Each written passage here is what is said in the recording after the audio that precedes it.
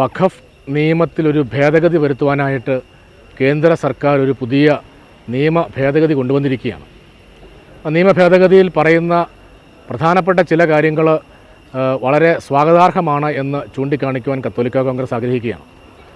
പ്രത്യേകിച്ച് ഒരു രേഖയുമില്ലാതെ ഉള്ള സ്ഥലങ്ങളിൽ ചില കയ്യേറ്റങ്ങളോ ചില അധിനിവേശങ്ങളോ നടന്നിട്ടുണ്ടെങ്കിൽ അത് വഖഫ് ബോർഡിൻ്റെ കയ്യിലാണ് ഇപ്പോൾ ഉള്ളതെങ്കിൽ അത് അവർക്ക് സ്വന്തമാണെന്നുള്ള ഒരു നിയമം നിലവിലുണ്ടായിരുന്നു.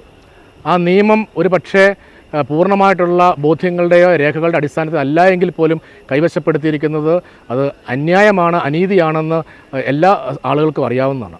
പക്ഷേ നിലവിലെ നിയമം അതിനെ പ്രോത്സാഹിപ്പിക്കുന്നു എന്നുള്ളത് തിരിച്ചറിഞ്ഞുകൊണ്ടാണ് കേന്ദ്ര സർക്കാർ ഈ വിഷയത്തിൽ തീരുമാനമെടുക്കുവാനായിട്ട് ജില്ലാ കളക്ടറെ ചുമതലപ്പെടുത്തുന്ന ഒരു ഭേദഗതി കൊണ്ടുവരികയുണ്ടായി.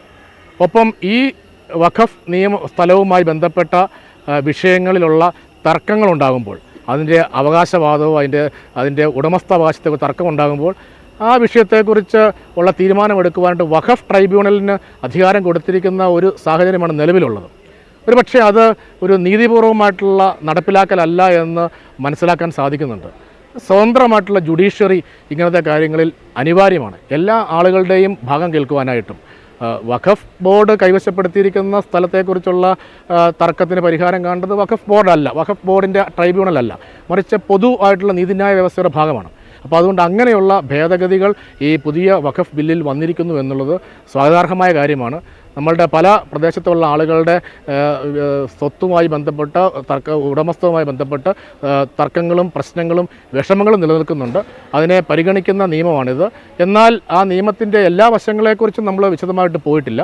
അതുമായി ബന്ധപ്പെട്ട് അത് ഒരു വഖഫ് ബോർഡിൻ്റെ അധികാരത്തിൽ നിന്ന് കടന്നു കയറുമല്ല, ആ നിയമത്തിലുള്ള തെറ്റുകൾ ചൂണ്ടിക്കാണിച്ചത് തിരുത്തുവാനായിട്ടുള്ള ശ്രമം എന്നുണ്ടെങ്കിൽ അതിനെ പൂർണ്ണമായിട്ട് സ്വാഗതം ചെയ്യുന്നു. അതിനെ സ്വാഗതം ചെയ്യുകയും അതിനെ നടപ്പിലാക്കണമെന്ന് ആവശ്യപ്പെടുകയും ചെയ്യുകയും. കോൺഗ്രസ് ഉൾപ്പെടെയുള്ള ചില രാഷ്ട്രീയ പാർട്ടികൾ ഈ ബില്ല് പാർലമെൻറ്റിൽ വന്നപ്പോൾ ശക്തമായിട്ട് എതിർക്കുന്നത് നമ്മുടെ ശ്രദ്ധയിൽപ്പെട്ടു. കോൺഗ്രസ് നേതൃത്വത്തിലുള്ള സർക്കാരാണ് മുൻകാലഘട്ടങ്ങളിൽ ഇതിനുള്ള ഒരു സാഹചര്യവും നിയമ പരിരക്ഷയും കൊടുത്തത്. അത് ഇന്നും തുടരുന്നുവെന്നുള്ളത് ഖേദകരമാണ്. അങ്ങനെ നമുക്ക് എല്ലാ ആളുകളുടെയും അഭിപ്രായവും എല്ലാ ആളുകളുടെയും പ്രശ്നങ്ങളും കേൾക്കേണ്ട രാഷ്ട്രീയ പാർട്ടികൾ ചില നിക്ഷിപ്ത താല്പര്യങ്ങൾക്ക് വേണ്ടി വഴങ്ങുന്നുണ്ടോ എന്ന് സ്വാഭാവികമായിട്ട് സംശയിക്കേണ്ട കാലഘട്ടമാണുള്ളത്.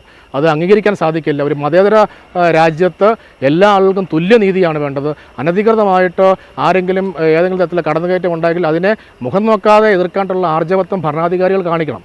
കോൺഗ്രസിൻ്റെ ഭാഗത്തുനിന്നോ അവരുടെ രാഷ്ട്രീയ നേതാക്കളുടെ ഭാഗത്തുനിന്നോ അങ്ങനെ ഉണ്ടാകുന്നില്ല എന്നുള്ളത് കുറച്ച് വേദനാജനകമായ കാര്യമായിട്ട് കത്തോലിക്ക കോൺഗ്രസ് കരുതുകയാണ്.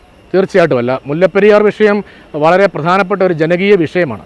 മുല്ലപ്പെരിയാർ ഡാമിൻ്റെ ബലക്ഷയത്തെക്കുറിച്ചുള്ള ചർച്ചകൾ പൊതുസമൂഹത്തിൽ വളരെ ശക്തമായിട്ട് ഉയരുന്നുണ്ട്.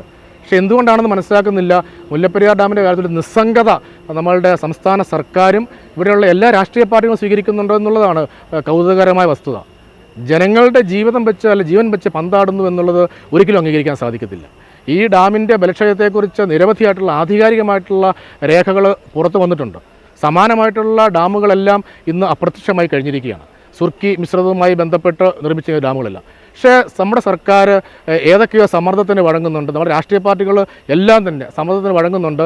ജനങ്ങളുടെ പ്രശ്നങ്ങളിൽ ജനങ്ങളുടെ സുരക്ഷയ്ക്ക് ഒരു പ്രാധാന്യം കൊടുക്കാതിരിക്കുന്ന സാഹചര്യം അത് രാഷ്ട്രീയ പാർട്ടികളുടെ ഭാഗത്തുനിന്നുണ്ടായിരിക്കുന്നത് തികച്ചും പ്രതിഷേധാർഹമാണ്.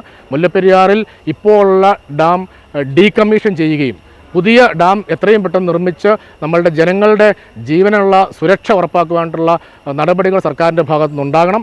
തമിഴ്നാട് സർക്കാരിൻ്റെയോ അവിടുത്തെ ജനങ്ങളുടെ ഭാഗത്ത് എന്തെങ്കിലും എതിർപ്പുണ്ടെങ്കിൽ അതിനെയെല്ലാം ചർച്ചകളിലൂടെ പരിഹരിക്കുവാനായിട്ടും നമ്മുടെ ആളുകൾക്ക് സുരക്ഷ ഉറപ്പിക്കുവാനായിട്ടും തമിഴ്നാട്ടിന് ജലം കൊടുക്കുവാനായിട്ടുള്ള ഒരു മനോഭാവത്തോടു കൂടി അവരെ ബോധ്യപ്പെടുത്തി നമ്മളുടെ ആളുകളുടെ ജീവൻ്റെ സുരക്ഷ ഉറപ്പുവരുത്താൻ സർക്കാർ മുൻകൈയെടുത്ത് ശ്രമിക്കണം.